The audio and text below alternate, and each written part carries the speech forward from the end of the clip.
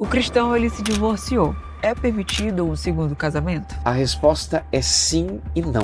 Nem todos aqueles que se divorciaram podem casar de novo, e alguns grupos que se divorciaram, eles podem casar.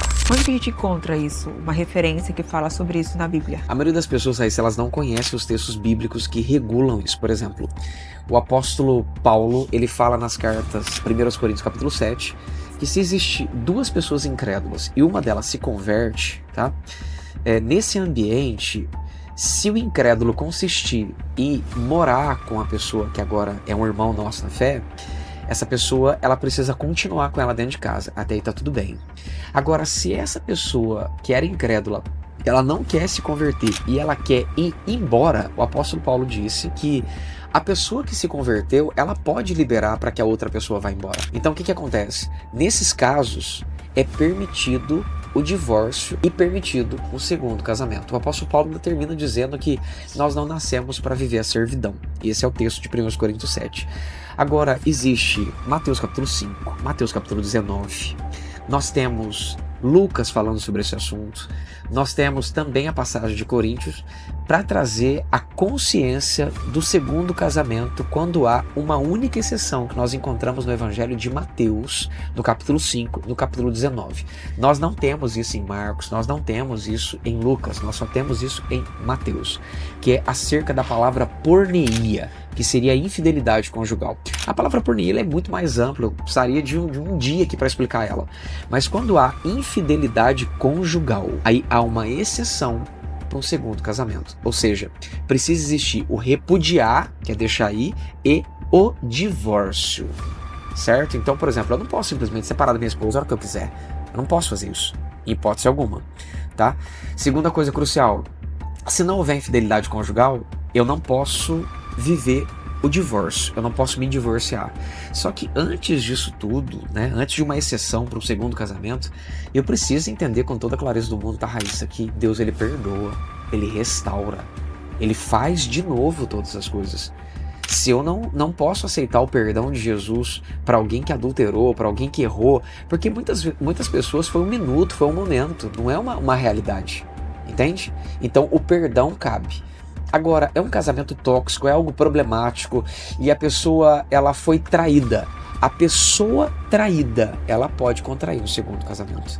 Agora, a pessoa que adulterou, nós não temos textos bíblicos que dão a essa pessoa o direito de um segundo casamento, tá? Em Coríntios capítulo 7 diz que a pessoa, o marido e a mulher, eles podem até se separar, mas é melhor que eles fiquem sozinhos ou que se reconciliem. Mas há uma advertência clara do apóstolo Paulo dizendo que a mulher não separe de seu marido e que o marido não se divorcie de sua mulher. Então há uma exortação clara naquele aspecto. Mais uma coisa crucial também, tá, Raíssa? Relacionado a Jesus Cristo.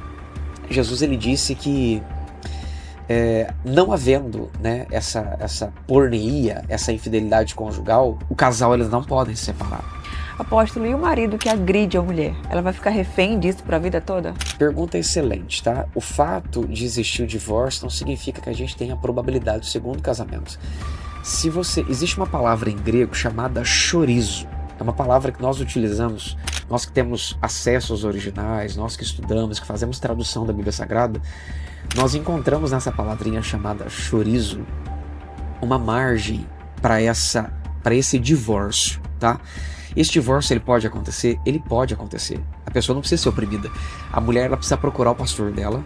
É a primeira coisa que ela tem que fazer.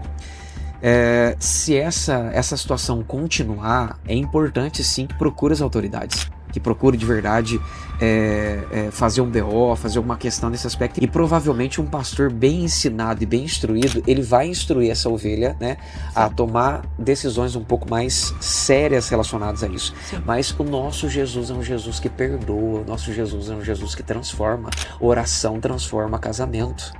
Sabe? Assentar à mesa com líderes, pastores, segundo o coração de Deus, transforma casamento. Nós vivemos isso no nosso ministério constantemente. Nós vemos Deus transformar a vida de pessoas. E não adianta simplesmente a mulher recebeu a primeira agressão, ela já vai na polícia, já vai a Maria da Penha. Não é assim que funciona. Nós temos líderes para cuidar de nós. Só que também não adianta a mulher apanhar calada, ficar quieta e fingir que nada está acontecendo por amor a uma fé mentirosa e vã. Não é isso que a Bíblia ensina, entende? Sim. Então, assim, essa mulher, ela pode se divorciar? Pode. ela pode por agressão. Mas a Bíblia não descreve que por causa de agressão ela pode casar de novo. Infelizmente. Ela não tem o direito do segundo casamento.